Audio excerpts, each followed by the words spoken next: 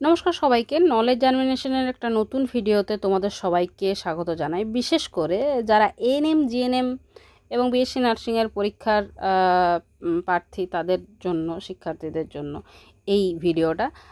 আমি একটা video series বানাতে চলেছি যেখানে শুধুমাত্র টেক্সট বুক, ঠিক আছে, টেক্সট বুক 9-10, ঠিক আছে। অতএব যদি বিএসসি নার্সিংয়ের স্টুডেন্টরা যদি মনে হয় যে না তোমাদের জন্য এটা যথেষ্ট নয়, তাহলে তোমরা অন্য ভিডিওগুলো দেখো। আমার ভিডিওতে অলরেডি যেগুলো বানানো আছে বা আমি অন্য যেগুলো বানাবো, বাট এই যে সিরিজটা স্পেসিফিক, এই সিরিজটাতে আমি এনএম জিএনএমের জন্য 9 এবং 10-এর পুরো বইটা থেকে ভিডিও বানাতে চলেছি, যার মধ্যে এটা ফার্স্ট ভিডিও। এটা কাদের জন্য এই ভিডিওগুলো বানাচ্ছি না, কারা দেখে উপকৃত হবে, এএনএম জিএনএম যাদের সিলেবাসটাই হচ্ছে এইটা, স্টুডেন্টদের যাদের 19 তারিখে পরীক্ষা ডিক্লেয়ার করা হয়ে গেছে, 19শে অক্টোবর, ওই দুর্গাপূজার সময়টাতে যারা ভাবছো যে পূজাতে খুব আনন্দ করবে, তাদের জন্য বলছি যে আনন্দ এই বছরটা বাদ থাক এবং শুধুমাত্র পড়াশুনো করো। এবং তার জন্য আমি চেষ্টা করছি যে 9 এবং 10-এর মেন তোমাদের মেন না, মানে আমি পুরোটাই চেষ্টা করব, মানে তোমার ম্যাক্সিমাম যতটা দেওয়া যায়, এই 30 দিন যদি সময় আছে, 30 দিনের মধ্যে তোমাদের সিলেবাসটা, যেটা অ্যাকচুয়ালি সিলেবাস, অন্য কিছু না। কেন কি আমি অলরেডি চ্যানেলে অনেক কিছু ভিডিও আছে, তোমরা খুঁজে দেখতে পারো, বা আমি অন্য কিছু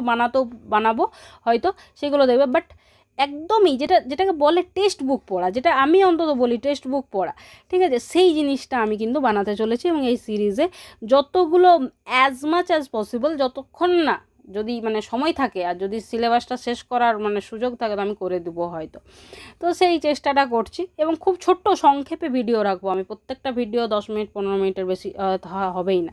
তো সেই টার্গেট নিয়ে আমি এইটা একটা কনসেপ্ট দিয়ে আমি এই সিরিজটা শুরু করতে চলেছি। তার মধ্যে প্রথম যে ভিডিওটা এইটাই হচ্ছে, এইটা এখন যেটা দেখছো সেটা হচ্ছে জীবনতার বৈচিত্র্য। তোমাদের ক্লাস 9-এ যে ফার্স্ট চ্যাপ্টারটা আছে সেইটা হচ্ছে জীবনতার বৈচিত্র্য।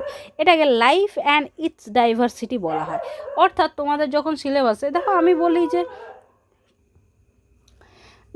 দেখো আমি বলি, মানে আমার কাছে যারা পড়েছো বা যারা এই ইউটিউব থ্রু দিয়েও যারা আমাকে দেখছো, তারা অনেকেই জানো হয়তো দীর্ঘদিন ধরে, যে আমি সাধারণত বলে থাকি যে কোনো টপিককে যদি তুমি একবার বুঝে যাও, তাহলে কিন্তু তারপর তাকে তোমাকে প্রশ্ন মুখস্থ করার কোনো দরকার হয় না। অর্থাৎ প্রশ্ন মুখস্থ না করে তুমি যদি টপিকটাকে ভালো করে বোঝো এবং ওইটুকু জায়গার মধ্যে কী প্রশ্ন পড়তে পারে সেইটুকু যদি একটু দেখো, তাহলে কিন্তু একটা জায়গা থেকে অনেকগুলো প্রশ্ন কিন্তু সলভ করার একটা সম্ভাবনা থাকে। তো সেই জিনিসটাকে মাথায় রেখে আমি এই নতুন উদ্দেশ্যটা করছি, যে এই উদ্দেশ্য নিয়ে এগাচ্ছি যে অ্যাটলিস্ট তুমি বইয়ের পাতাগুলো, তুমি যখনই অ্যাজ এ ক্যান্ডিডেট নতুন হও পুরনো হও, তুমি যখনই বইয়ের পাতাগুলো উল্টাবে, তুমি এই ভিডিওটা দেখলে কিন্তু তোমার বইয়ের পাতাগুলো মনে হবে যে খুব প্রিয় বা খুব চেনা একটা পাতা। আচ্ছা, এবং এই ভিডিও দেখতে দেখতে অনেকের হয়তো এটা মনেও হতে পারে যে এই টপিকটা সম্পর্কে আমার পক্ষে বা তোমার পক্ষে উভয়ের ক্ষেত্রে আরও বেশি জানার কিন্তু চান্স আছে। বাট হ্যাঁ, এটা আমি তোমার সাথে সহমত করছি, বাট এই ভিডিওতে আমি কিন্তু আর বেশি কিছু যাব না। এএনএম জিএনএমের সিলেবাসটা এবং তার ক্ষেত্রে সম্ভাব্য প্রশ্ন উত্তরটাই রাখবো।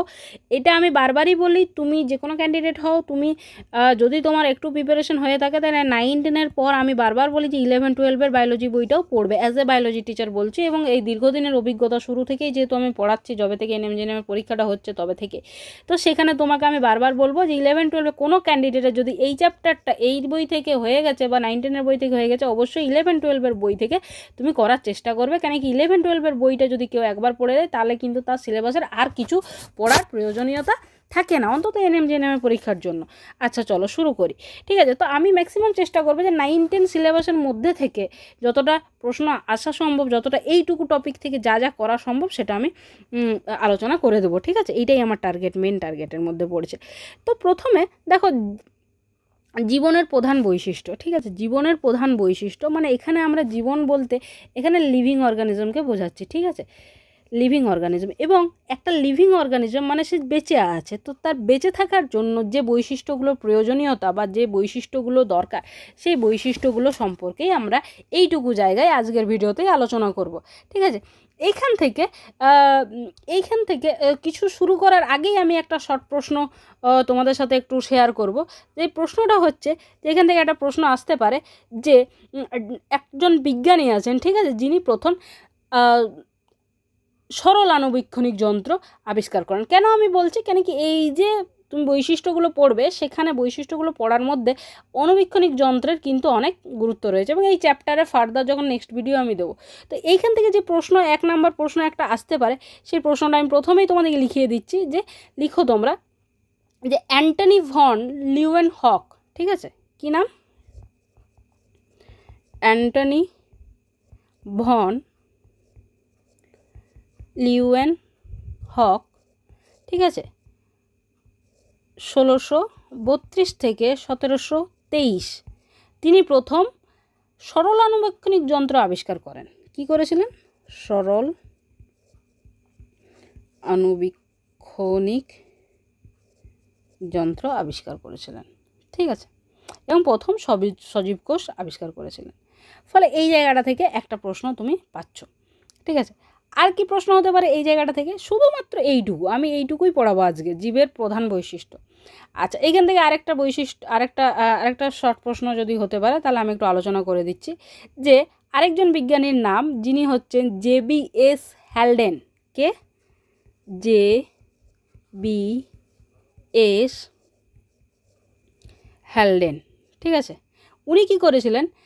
উনি জীবের উৎপত্তির মূলে রাসায়নিক ও জৈব বিবর্তনের ভূমিকার গুরুত্বপূর্ণ তিনি বলেছিলেন, এবং হট ডাইলিউট স্যুপের ধারণা প্রবর্তন করেছিলেন, যেটা আমরা মানে এরপরে এই নেক্সট চ্যাপ্টারে পড়বো, বাট তুমি শর্ট কোয়েশ্চেনটা আগেই লিখে রাখো, ঠিক আছে। তিনি কী করেছিলেন? সায়েন্টিস্টের নাম হচ্ছে JBS হ্যালডন, ঠিক আছে। উনি কী করেছিলেন? JBS হ্যালডন। বারবার লেখার একটাই কারণ, সেটা হচ্ছে যে তোমার মনে থাকবে, যত তুমি জিনিসটাকে লিখবে তত তোমার জিনিসটা মনে থাকবে। কি করেছিলেন তিনি? হট ডাইলিউট স্যুপ এর যে কনসেপ্টটা তিনি আবিষ্কার করেছিলেন। যাই হোক, পরে যাচ্ছি ওই জায়গায়, নেক্সট ভিডিওতেও হতে পারে যে ওইটা আমরা আলোচনা করছি। তাহলে জীবনের প্রধান বৈশিষ্ট্য যদি বলি, তাহলে একটা জীব, তাহলে লিভিং অর্গানিজম, তুমি আমি বা একটা গাছ, ঠিক আছে, এদের সবার ক্ষেত্রে প্রধান বৈশিষ্ট্য কি, যেটা দিয়ে তুমি বুঝতে পারবে যে তারা বেঁচে আছে? তো দেখো, বই অনুযায়ী প্রথমেই দিয়েছে প্রজনন এবং বংশবৃদ্ধি, মানে রিপ্রোডাকশন যেটা হচ্ছে সেটা কিন্তু অনেক বেশি গুরুত্বপূর্ণ। তারপর আছে বিপাক বা মেটাবলিজম, তারপর আছে উত্তেজিতা বা ইরিটেবিলিটি, ঠিক আছে, তারপর বৃদ্ধি আছে, চলন ও গমন আছে, ঠিক আছে, ইত্যাদি আছে। তাহলে এই জিনিসগুলো আমরা একটু ব্যাখ্যা করে জানবো, এবং এর ভেতর থেকে কি কি MCQ মনে রাখবে, যে আমাদের কিন্তু মেন টার্গেট হচ্ছে MCQ খুঁজে বার করা। তুমি আমরা যারা রয়েছি তারা সবাই নিজেদের চেষ্টায় যদি কিছু MCQ বের করতে পারি, তাহলে যিনি কোয়েশ্চেন সেটার তিনি যে কী প্রশ্ন দিচ্ছেন সেটা সম্পর্কে একটা আইডিয়াজ আমাদের তৈরি হয়ে যাবে। ফলে যে প্রশ্নই দেন না কেন, আমার কিন্তু ওই টপিক থেকে ওই জায়গাটা ক্লিয়ার হয়ে থাকবে। So let's start. দেখো, প্রজনন এবং বংশবৃদ্ধি, বিপাক, উত্তেজিতা, এই সব থাকা সত্ত্বেও আমি তোমাদের প্রথমেই যেটা আজকে শেখাবো সেটা হচ্ছে যে দেখো, বেঁচে থাকার জন্য সবার আগে যেটা দরকার সেটা হচ্ছে শ্বসন। মনে রাখবে, অ্যাজ এ স্টুডেন্ট তুমি সারা জীবন মনে রাখবে যে কোনো একটা ইন্ডিভিজুয়াল, ঠিক আছে, যে কোনো অর্গানিজম, সেটা লিভিং যদি হয় এবং সে কিচ্ছু করছে না, ইট ইজ ডুইং নাথিং, ঠিক আছে, জাস্ট একটা সেল, ধরো লেটস সাপোজ একটা সেল আছে, এবং সে কিছু করুক আর না করুক, সে শুধুমাত্র রেসপিরেশন করছে, রেসপিরেশন বা শ্বসন, যদি শুধুমাত্র সে শ্বসন করে বেঁচে থাকার জন্য, ঠিক আছে, তাহলে তুমি এটা চোখ বন্ধ করে বলতে পারবে যে এই অর্গানিজমটা বেঁচে আছে। আমি এটা বলছি না যে বাকিগুলো করতে হবে না, লিভিং হওয়ার জন্য বাকি যেগুলো পড়ছি বা আরও যেগুলো আলোচনা করব আমি তোমাদের সাথে, সবকটাই দরকার। বাট যদি তোমাকে কোনো দিন কোনো জায়গায় একদম মিনিমাম লেভেলে একটা প্রশ্ন করে, যে ধরো তোমাকে দিয়ে দিল অপশানে, মানে এরকম একটা প্রশ্নই দিয়ে দিল যে বেঁচে থাকার জন্য এই 4টির মধ্যে একটি মানে কোনটি দরকার, এবং তোমার কাছে রিপ্রোডাকশনও দিয়ে দিয়েছে, শ্বসনও দিয়ে দিয়েছে, অ্যাজ ওয়েল অ্যাজ বৃদ্ধিও দিয়ে দিয়েছে, চলনগমনও দিয়ে দিয়েছে, তুমি অ্যাজ এ স্টুডেন্ট সবার আগে যেটা সিলেক্ট করবে সেটা হচ্ছে শ্বসন। মানে যদি কোনো একটা লিভিং অর্গানিজম, আমি উপরে দেওয়া এই সবকটা যদি, মানে প্রজনন, বিপাক, ঠিক আছে, এবং এই উত্তেজিতা বা যা কিছু বৃদ্ধি চলন এই সমস্ত কিছুতে যদি হয় তার মধ্যে, আর যদি রেসপিরেশন বা শ্বসন না হয়, তো mind it say living organism নয়, অর্থাৎ তাকে লিভিং হতেই হবে ওইগুলো করার জন্য। সো আজকে পড়ার বা আজকের ক্লাসের শুরুতেই আমি তোমাদেরকে একটা বিশাল বড় একটা এমসিকিউ বা একটা কনসেপ্ট দিচ্ছি, ঠিক আছে, যেখানে তোমরা যদি এই ধরনের প্রশ্ন পড়ে তো তোমরা আনসার করতে পারবে। শ্বসন হচ্ছে মেন একটা বৈশিষ্ট্য, যেখানে কি হয়, খাদ্যবস্তু কি হয়, খাবার খেতেই হবে শ্বসন করার জন্য, ঠিক আছে, বা গ্রহণ করতে হবে বা তৈরি করতে হবে। খাবারকে আইদার তুমি গ্রহণ করবে খাবার হিসেবে বা তুমি তৈরি করবে, যেমন গাছেরা তৈরি করে, ঠিক আছে।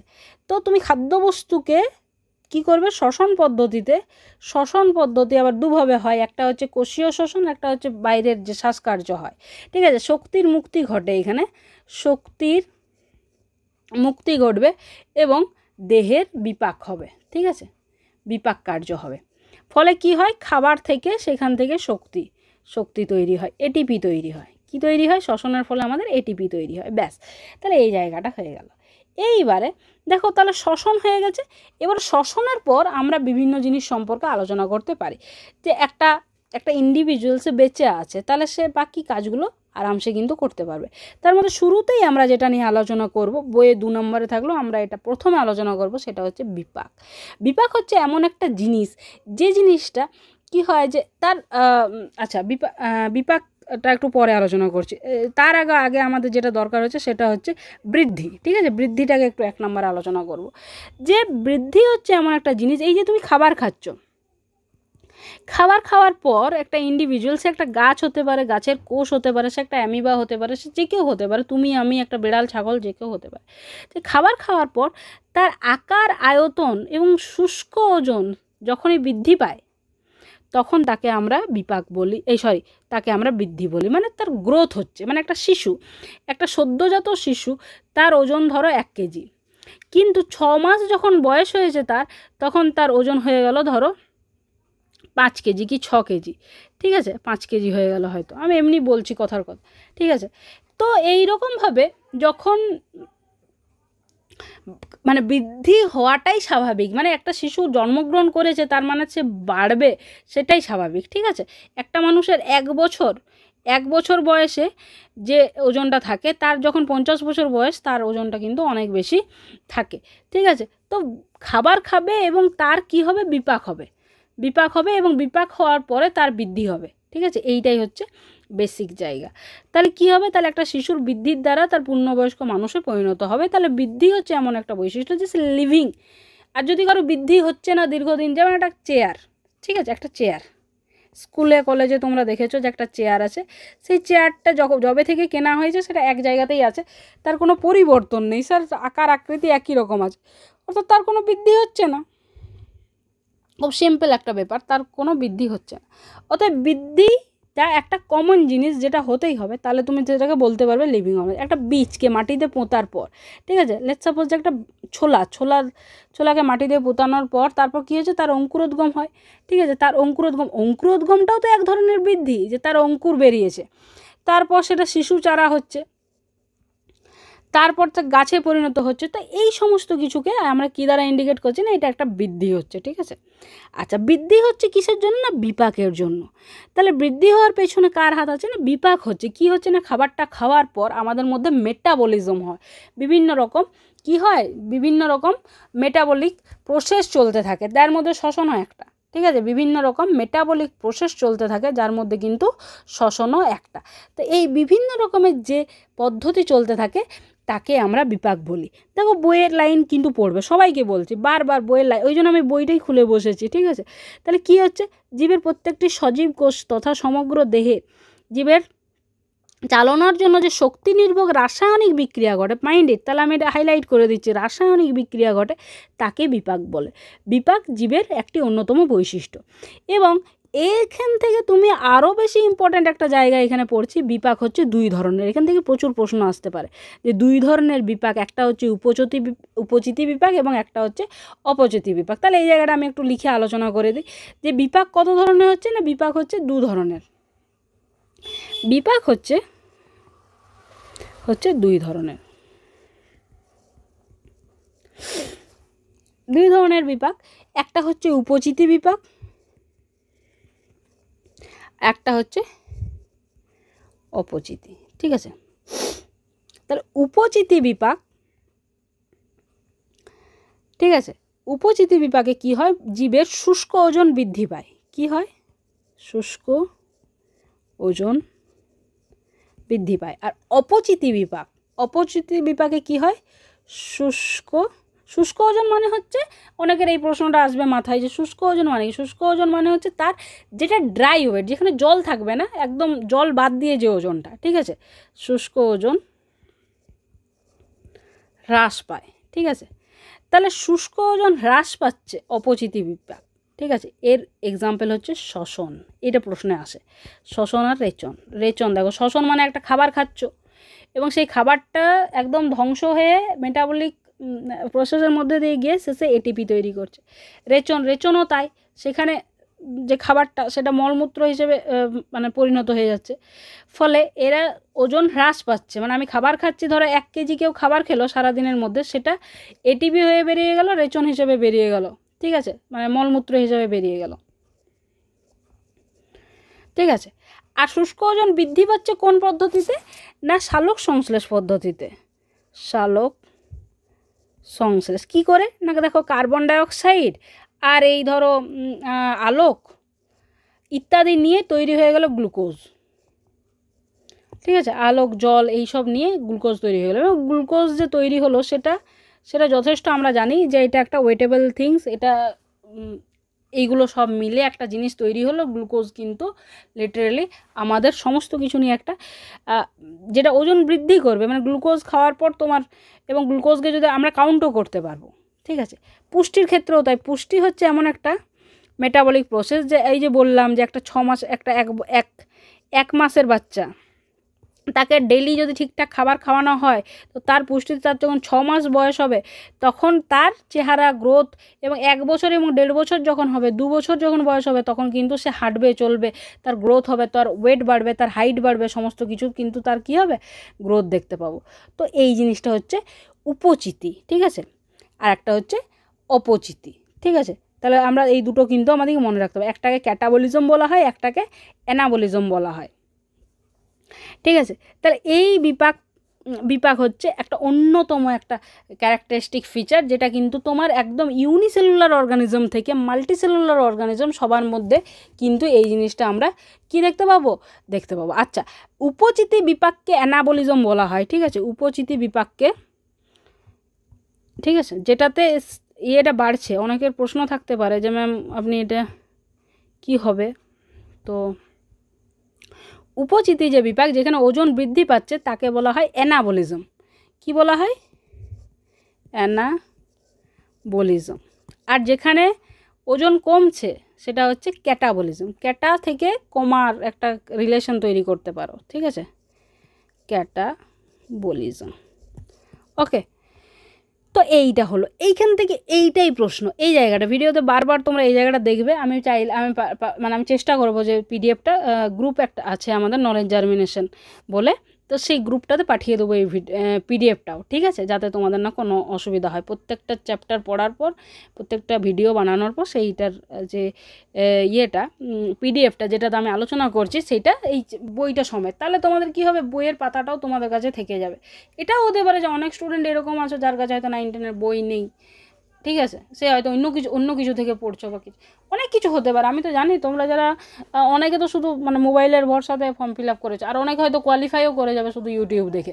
তো তাদের জন্য ধরো, ঠিক আছে, বা গ্রুপটাতে তোমরা জয়েন হয়ে থাকবে। কারো যদি কোনো জিজ্ঞাসাও থাকে, প্রচুর স্টুডেন্ট আছে ওখানে অলরেডি, আমার অনেক পুরনো স্টুডেন্টও আছে। তো কারো যদি কোনো জিজ্ঞাসা থাকে, কারো বই চাই, কিছু চাই, পিডিএফ আকারে, যা মানে অ্যাজ মাচ অ্যাজ পসিবল আমি শেয়ার করার চেষ্টা করব। ঠিক আছে, তাহলে বিপাক হয়ে গেল। বিপাক হয়ে যাওয়ার পর আমাদের কাছে এমন একটা গুরুত্বপূর্ণ জিনিস কি, যেটা আমাদের কি বলবো, যে আমাদের বৈশিষ্ট্যের মধ্যে পড়বে। তো দেখো, আরেকটা যেটা খুব গুরুত্বপূর্ণ, যেটা আমি আলোচনা করব, সেটা হচ্ছে যে চলন এবং গমন। ফলে চলন এবং আচ্ছা মানে সবই গুরুত্বপূর্ণ। আমি পরপর হয়তো আমি যেমন রেসপিরেশনটাকে আগে আলোচনা করলাম, বিপাকটাকে বৃদ্ধিটাকে আগে আলোচনা করলাম, বাট চলন গমন এবং রিপ্রোডাকশন এরাও কিন্তু সমান গুরুত্বপূর্ণ। তাহলে চলন এবং গমনের জায়গাটাতে আমরা দেখব যে মুভমেন্ট আর লোকোমোশন, এটাকে বলা হয় মুভমেন্ট অ্যান্ড লোকোমোশন, ঠিক আছে। তাহলে মুভমেন্ট আর লোকোমোশন, অনেক সময় অনেকে প্রশ্ন করে যে তাহলে চলন আর গমন কি দুটো আলাদা জিনিস? তো দেখো, গমন মানে এইটা কিন্তু এটা বলাই হয় যে গমন মানে এক স্থান থেকে আরেকটা স্থান পরিবর্তন করা। মানে তুমি ধরো বাজারের মোড়ে আছো কোনো একটা জায়গায়, সেখান থেকে তুমি বাস স্ট্যান্ড যাচ্ছ, বা তুমি বাস স্ট্যান্ড থেকে মানে ধরো তুমি রেল স্টেশন যাচ্ছ, তো তখন তোমার গমন হচ্ছে। বাট একটা জায়গায় দাঁড়িয়ে ধরো কেউ ব্যায়াম করছে, ঠিক আছে, তো একটা জায়গায় পাগুলো সে একটা জায়গাতেই রেখে সে, ঠিক আছে, তুমি ব্যায়াম করছো, হাতটা এইদিকে করছো, হাতটা এইদিকে করছো, এটা হয়ে যাচ্ছে তোমার চলন, এটা হয়ে যাচ্ছে তোমার গমন। তো যদি আমরা খুব ভালোভাবে চলন এবং গমনের যদি পার্থক্য করতে যাই, তাহলে এটা গাছেদের সাথে খুব ভালোভাবে বুঝতে পারবে যে দেখো, প্ল্যান্টসরা, গাছেরা একটা জায়গাতেই দাঁড়িয়ে আছে, তারা দীর্ঘদিন ধরে একটা জায়গাতে দাঁড়িয়ে আছে, বাট তাদের মধ্যে তুমি মুভমেন্ট লক্ষ্য করবে। এক তো তাদের গ্রোথ হয়, 2 নম্বর তাদের পাতা, ডাল ইত্যাদির লোকেশন চেঞ্জেস হয়, ঠিক আছে, মানে লোকেশন ঠিক না, মানে কী বলবো, মানে পজিশন চেঞ্জ হয়। বাট আমরা যখন ইন্ডিভিজুয়াল, আমরা যখন মানুষের কথা বলছি বা অন্য বেড়াল বা ছাগলের কথা বলছি, আমরা কিন্তু এক জায়গা থেকে অন্য জায়গা চলেও যাচ্ছি, আবার আমাদের হাত পাও নড়ছে। ফলে আমরা এটা বলতে পারি যে আমরা অনেকেই আছে যাদের চলন এবং গমন উভয়ই হচ্ছে, দুটোই হচ্ছে। তাহলে অনেক লিভিং অর্গানিজম তুমি পাবে যাদের মধ্যে চলন এবং গমন দুটোই দেখতে পাওয়া যায়, আর অনেকের মধ্যে এরকম দেখতে পাবে যেমন গাছদের ক্ষেত্রে শুধু তুমি চলনটাই দেখতে পাবে, এদের ক্ষেত্রে কিন্তু তুমি কোনো গমন দেখতে পাচ্ছ না, ঠিক আছে। তো এইবারে উদ্ভিদের ক্ষেত্রে তুমি বিশেষ করে অঙ্গ প্রত্যঙ্গের যে সঞ্চালন হয় সেটাকে চলন বলে, প্রাণীদের ক্ষেত্রে চলন এবং গমন। ফলে এখান থেকে একটা শর্ট প্রশ্ন যদি তুমি আশা করছো তো করতেই পারো, ঠিক আছে। এটা কিন্তু খুব স্মার্টলি আনসার করতে হবে। অনেক সময় দেখবে তুমি মানে যখন তুমি পড়ছো তখন তোমার মনে হবে যে আমি এগুলো সব জানি, বাট এটা ঘটনা যে যখন তুমি এমসিকিউ পাবে তখন কিন্তু এই জিনিসটাই মনে হবে যে আরে ভাই এটা কি হতে পারে, মানে চলন আর গমনটাতেই একটা বিশাল বড় একটা কনসেপ্ট মনে হয়ে যেতে পারে। যাই হোক, এটা খুবই একদম বেস লেভেলের জায়গা, আলোচনা না করলেও চলে, বাট আমি করে দিচ্ছি যেহেতু আমি। এইবারে চলে এসো আরেকটা টপিকে, যেটা হচ্ছে যে রিপ্রোডাকশন, ঠিক আছে। রিপ্রোডাকশন বা প্রজনন, রিপ্রোডাকশন হচ্ছে এমন একটা জিনিস, ভীষণ ভীষণ একটা ভাইটাল জিনিস, ঠিক আছে, ভীষণ ভীষণ একটা ভাইটাল জিনিস, যেখানে কি হয় একটা ইন্ডিভিজুয়াল একদম তার মতন আরেকটা ইন্ডিভিজুয়াল তৈরি করে, তারপর সে মৃত্যুতে যায়। মানে খুব সহজভাবে বুঝবে যে রিপ্রোডাকশনের কী দরকার, অনেক সময় এটা প্রশ্ন থাকে। প্রজনন হচ্ছে ভীষণ একটা গুরুত্বপূর্ণ জিনিস, ঠিক আছে। যে পদ্ধতিতে কোনো জীব তার জীবৎকালে নিজের মতোই নতুন জীবৎকালে মানে সে বেঁচে থাকা অবস্থায় তার টার্গেট থাকে এটাই যে সে অপত্য সৃষ্টি করবে। এবং বিশ্বাস করো আজকের ডেটেও যখন নতুন নতুন রিসার্চ পেপার বেরোয়, তখন আমরা যখন পড়ে এটা জানতে পারি যে এত আধুনিক হওয়ার পরও হিউম্যান এবং অন্যান্য যে কোনো অর্গানিজমের তাদের কিন্তু টার্গেট একটাই থাকে, যে কোনো অর্গানিজমের আজকের ডেটে 21 শতাব্দীতেও এই 2025-এ দাঁড়িয়ে এটা যে প্রত্যেকের টার্গেট কিন্তু এটাই যে সে যেন তার একটা অফস্প্রিং, সেটা হিউম্যান বা অন্যান্য যে কোনো একটা অ্যামিবা সুদ্ধা, যে অফস্প্রিং বানিয়ে তারপর পৃথিবী ছেড়ে যাবে, এটাই তাদের ফার্স্ট টার্গেট হয়ে থাকে যে কোনো ইন্ডিভিজুয়ালের। তার জন্যই হয়তো তোমার বই এটা প্রথমেই দিয়েছিল, ঠিক আছে। তো সেই কনসেপ্টের উপর বেস করে আমরা এটা বলতে পারি যে পদ্ধতিতে কোনো জীব তার জীবৎকালে তার এটাই ইচ্ছা যে আমি বড় হয়ে গেছি, আমি একটা তৈরি হয়ে গেছি, আমার মতন আরেকটা আমি তৈরি করে দিয়ে তারপর যাব, ঠিক আছে, তখন আমরা সেটাকে প্রজনন বা বংশবৃদ্ধি বা রিপ্রোডাকশন বলছি। এবং এটা ভীষণ ভাইটাল, এবং ভাইটাল হওয়ার আরও এর পেছনে অন্যান্য কারণ যেগুলো রয়েছে সেইগুলো হচ্ছে যে এই পদ্ধতিটা বিভিন্ন অর্গানিজম বিভিন্ন পদ্ধতিতে রিপ্রোডাকশন করে থাকে। তো দেখো, অঙ্গজ জনন, অযৌন জনন, যৌন জনন ইত্যাদি পদ্ধতি কিন্তু রয়েছে। তার মধ্যে এই ইত্যাদি পদ্ধতির মধ্যে আমরা কিছু জিনিস কিন্তু আমরা একদমই আলোচনা করে নেব, যেখান থেকে প্রশ্ন আসতে পারে। যেমন অযৌন জনন কোথায় দেখতে পাবে তুমি, ঠিক আছে। অযৌন জনন দেখতে পাবে সাধারণত এককোষী অ্যামিবা, এদের ক্ষেত্রে কিন্তু আমরা অযৌন জনন দেখতে পাবো। এককোষী অ্যামিবা, ঠিক আছে, এদের ক্ষেত্রে দেখতে পাবো অযৌন জনন। অঙ্গজ জনন মানে ধরো একটা ধরো একটা সজনে গাছ আছে, আচ্ছা সজনে গাছ যদি না থাকে তো অন্য যে কোনো গাছ, ধরো একটা জবা গাছ আছে, বা একটা যে কোনো গাছ যার ডালটা কেটে, আমরা তো বীজ থেকে গাছ হয় আমরা জানি, বাট ডাল থেকেও যে গাছ হয় সেটাও আমরা জানি। তো সেই ডাল থেকে গাছ হওয়ার গল্পটাকে আমরা কি বলবো? অঙ্গজ জনন বলবো। আচ্ছা, অযৌন জনন কাকে বলছি? না, অযৌন জনন বলছি তাকে যেখানে আমরা কি করতে পারছি, যেখানে গ্যামেট তৈরি হওয়ার প্রয়োজনীয়তা নেই, যেখানে আমরা কোনো গ্যামেট তৈরি করার প্রয়োজনীয়তা থাকে না, নো গ্যামেটস। তাহলে অঙ্গজ জননে শরীরের যে কোনো অংশ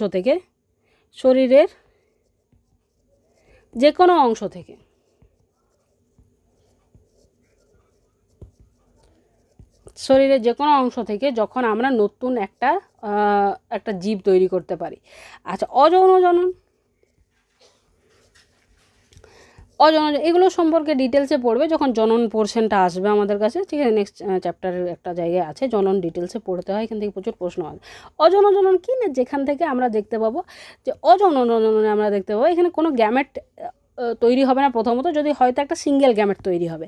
আর যৌন জননে আমরা যেটা জানি, যেটা অত্যাধুনিক, যৌন জননে যেটা আমরা জানি অত্যাধুনিক, যেটা একদম উন্নত, যারা ম্যামেলদের ক্ষেত্রে এবং আরও উন্নত, মানে ম্যামেল এবং কিছু উন্নত প্রজাতির ক্ষেত্রে এবং অ্যালগি সবার ক্ষেত্রেই দেখতে পাওয়া যায়, মানে তাদের মধ্যে যে উন্নত তার ক্ষেত্রে দেখতে পাওয়া যায়।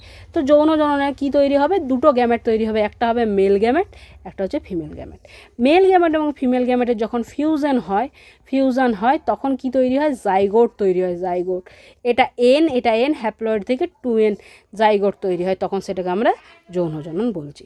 ফলে এইটাই হলো, দেখো মানুষের জনন দিয়েছে এখানে, আরও মানুষ বাদ দিয়ে অন্য, এদের ক্ষেত্রে কী হবে? ডিম্বাণু এবং শুক্রাণু তৈরি হবে। ভেরি ভেরি ইম্পর্ট্যান্ট যে কী হবে? ডিম্বাণু এবং শুক্রাণু তৈরি হবে। ফলে এইভাবে কিন্তু এই কাজটা হয়ে থাকে। ফলে এইবারে আরেকটা যেটা বাকি রইল সেটা হচ্ছে উত্তেজিতা, মানে একটা অর্গানিজম সে লিভিং, কী করে বুঝবে যে সে রেসপন্স করবে। যেহেতু তুমি একটা মানুষ, ঠিক আছে, তোমার হাতে যদি একটা গরম চা পড়ে যায়, সেরকম তুমি কি করবে? সঙ্গে সঙ্গে হাতটা ঝিটবে। সেরকম একটা লজ্জাবতী গাছ, তুমি টাচ করছো লজ্জাবতী গাছকে, সে কী করছে? সঙ্গে সঙ্গে রেসপন্স করছে। কী করছে? সে মুচড়ে যাচ্ছে। সে একটা নর্মাল খোলা অবস্থায় ছিল, সে এবারে বন্ধ হয়ে গেল। তো রেসপন্স করা, উদ্দীপকের কি বলবো, স্টিমুলাস এর রেসপন্স করবে, ঠিক আছে? লজ্জাবতী পাতা কি করে? তাকে স্পর্শ করলে উদ্দীপক এর স্পর্শে কি হবে? সে তার মধ্যে পরিবর্তন লক্ষ্য করা যাবে। উদ্ভিদের ক্ষেত্রে আমরা এই জিনিসগুলো কিন্তু দেখতে পাবো, প্রাণীদের ক্ষেত্রেও আমরা এই জিনিসগুলো দেখতে পাবো, ঠিক আছে? সো এই জিনিসগুলো এইটুকু জায়গায় রয়েছে, এই জায়গাটা, ঠিক আছে? আরেকটা টপিক যেটা এইখানে এই বইটাতে লেখা নেই, সেখানে আমি একটু আলোচনা করে দিচ্ছি, ঠিক আছে? সেইটা হচ্ছে যে ছন্দ, ঠিক আছে? কি আছে? ছন্দবদ্ধতা, যেটাকে রিদমিসিটি বলা হয়। রিদমিসিটি কি হচ্ছে? না, আমাদের শরীর একটা ছন্দে চলে, ঠিক আছে? যেমন তুমি দিনের বেলায় ঘুমাবে, উল্টা বললাম, দিনের বেলা জাগবে, রাতের বেলা ঘুমাবে। অনেক সময় এই পরীক্ষার জন্য তো মানুষ রাতেও জেগে থাকে এবং জাগাই উচিত, যাই হোক, বাট একটা ছন্দ, যে রাত্রেবেলা হলে ঘুম, সকালবেলায় হলে আমি সারাদিনের কাজ, ঠিক আছে, সূর্যের সাথে আমাদের হার্ট একটা ছন্দে চলছে, লাংস একটা ছন্দে চলছে। তো এই ছন্দবদ্ধতা যেটা, এই জিনিসটা কিন্তু আমাদের মধ্যে দেখতে পাবো যদি লিভিং হয়, তো সেক্ষেত্রে, ঠিক আছে? সো দেখো, আমি মোটামুটি আলোচনা করার চেষ্টা করলাম এইটুকু জায়গা, এবং তোমরা নিশ্চয়ই যারা পড়ছো বা যারা শুনছো বা এতক্ষণ ধরে যারা বইটা খুলে দেখলে, তোমরা বুঝতে পারছো যে শুধু রিডিং পড়লে হয়তো এত প্রশ্ন আসে না, বা এত প্রশ্ন হয়তো খুঁজে বের করতে পারো না, বাট আমি যখন তোমাদের সাথে সাথে করছি তখন কিন্তু তোমরা অনেকগুলো প্রশ্ন পেয়ে গেলে, এবং বিশ্বাস করে এইরকম করে প্রত্যেকটা জায়গা এবং এর পরের জায়গা থেকে প্রচুর প্রশ্ন আমরা দেখতে পাবো। দেখো, এখানে একটা শর্ট MCQ তোমাদের প্র্যাকটিস করিয়ে দিচ্ছি এই জায়গাটা থেকে, ঠিক আছে? তো ফলে আমি সব কিছুই করাবো এটা ভেবেই এই ইয়েটা আমি করেছি, যে মোটামুটি এই 30 দিনে মোটামুটি ম্যাক্সিমাম তোমাদের যতটা হেল্প করা যায় করব। একটা প্রশ্ন আছে, কোনটি জীবনের বৈশিষ্ট্য নয়? কোনটি জীবনের বৈশিষ্ট্য নয়? তোমার অপশান আছে পুষ্টি, বি অপশান আছে উত্তেজিতা, সি অপশান আছে ক্ষয়পূরণ, ডি অপশান আছে স্থবিরতা। তো এইটা অ্যাজ এ হোমওয়ার্ক আমি দিলাম, তোমরা কমেন্টে কিন্তু এটা করো। ঠিক আছে, কোনটি জীবের বৈশিষ্ট্য নয়। তো এতক্ষণে তো নিশ্চয়ই বুঝে গেছো যে কোনটি জীবের বৈশিষ্ট্য হবে, অতএব কোনটি নয় সেটি তোমাকে বলতে হবে। ঠিক আছে, বেশ। আরেকটা প্রশ্ন তোমাদেরকে করছি, যে এগুলো তোমরা কমেন্টে করবে, এবং মানে যদি আশা করছি পেরে যাবে, তার জন্য আমি এখন আলোচনা করছি না, এবং যদি না পারো তাহলে পরের দিনের ভিডিওতে দরকার হলে আমি সেটা আলোচনা করে দেবো বা কমেন্টে ডিসকাস করে দেবো। কারো যদি সেরকম থাকে, কেউ যদি দেখছো সেরকম যার মনে হচ্ছে যে ম্যাম ডিসকাস করে দিন, সে একটু রেসপন্স করবে। ঠিক আছে, হয় গ্রুপে বা কোথাও। ঠিক আছে, তাহলে আরেকটা প্রশ্ন দিয়ে দিচ্ছি, যে প্রত্যেকটি সজীব বস্তু এর মধ্যে, এদের মধ্যে কোন জিনিসটা থাকতেই হবে। ঠিক আছে, প্রতিটি সজীব বস্তুর মধ্যে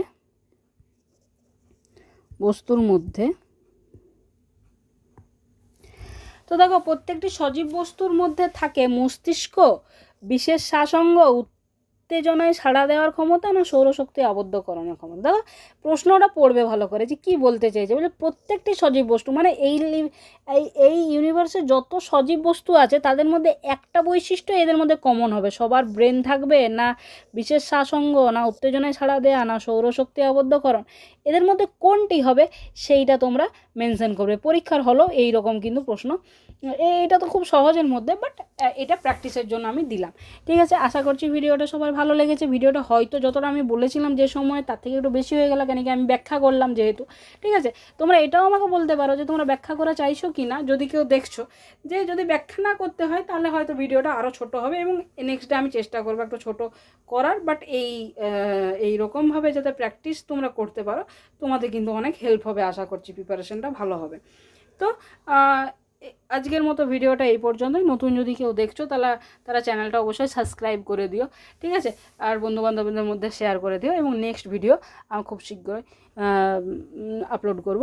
ততক্ষণ অবধি তোমরা পড়াশুনো করো। চ্যানেলে অলরেডি অনেক ভিডিও রয়েছে। ঠিক আছে, তোমরা ভিডিওজের মধ্যে পাবে, লাইভের মধ্যে পাবে, তোমরা শর্টসের মধ্যে পাবে, এবং পুরোটাই এনএম সিলেবাসকে টার্গেট করে প্রত্যেকটা ভিডিও। অতএব প্রত্যেকটা সময় করে সবাই কিন্তু দেখে নিও।